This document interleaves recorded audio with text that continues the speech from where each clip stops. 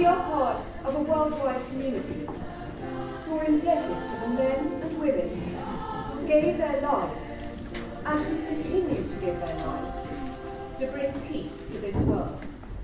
We live the dawn, so sunset glow.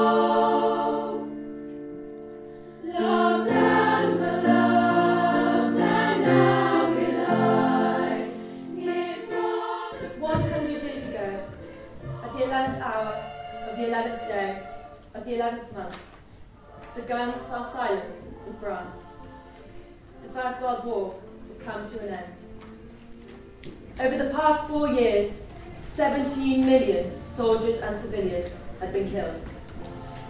While Remembrance Day is a day to remember the men and women who served in all warfare, in this centenary year, we particularly remember those who endured the living hell that was life in the trenches. If ye break faith with us who die, we shall Dulce et Decorum Est by Wilfred Owen.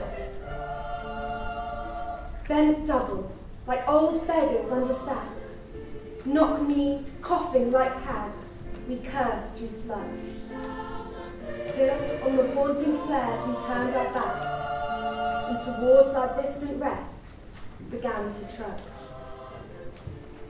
Men marched asleep, many had lost their boots but limped on, bloodshot. All went lame, all blind, drunk with fatigue, deaf even to the hoots of gas shells dropping softly behind. Gas! Gas! Quick, boys! An ecstasy of fumbling, fitting the clumsy helmets just in time. But someone still was yelling out and stumbling and floundering like a man in fire or lime. Dim through the misty panes and thick green light, as under a green sea, I saw him, drowning. In all my dreams before my helpless sight, he plunges at me, guttering, choking, drowning. If in some smothering dreams you too could pace behind the wagon that we flung him in, and watch the white eyes writhing in his face, his hanging face, like a devil sick of sin. If you could hear at every jolt the blood come gargling from his froth-corrupted lungs, obscene as cancer, bitter as the cud of vile, incurable sores on innocent tongues.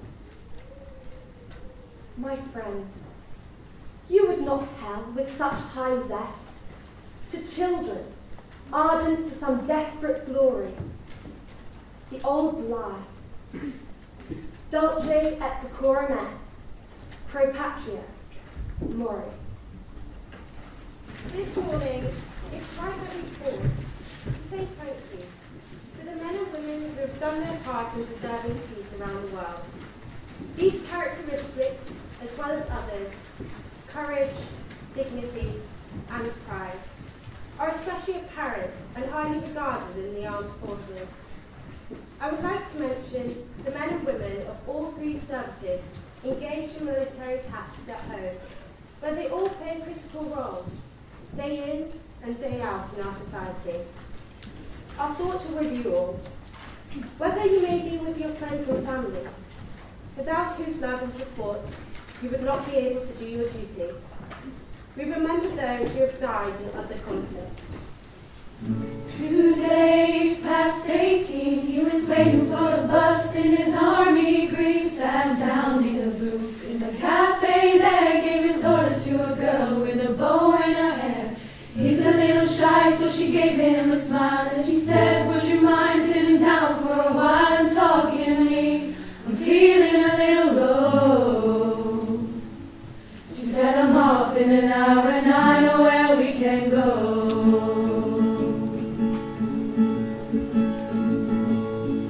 So they went down and they sat on the pier, said, I bet you got a boyfriend, but I don't care, I got no one to send a letter to. Would you mind if I sent one back here to you. I cried, never gonna hold the hand of another guy. Too young for him, they told her, waiting for the love of a traveling soldier. Our love will never end, waiting for the soldier to come back again. Never more to be alone. When the letter said, the soldier's coming home.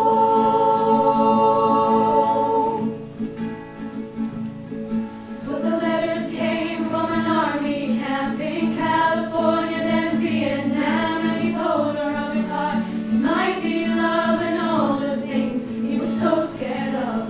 Said when it's getting kinda rough over here, I think of that day sitting down at the pier, and I close my eyes and see your pretty smile.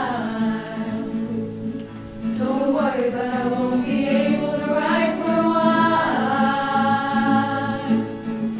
I cried, never gonna hold the hand of another guy. Too young for him, they told her, waiting for the love of a traveling soldier. Our love will never end, waiting for the soldier to come back again. Never more to be alone. When the letter said, the soldier's coming home.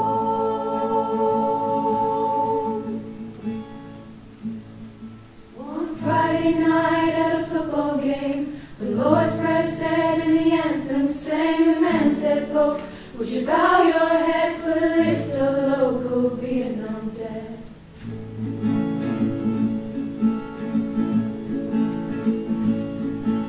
Crying all alone under the stands was a piccolo player in a marching band, and one named Red, but nobody really cared.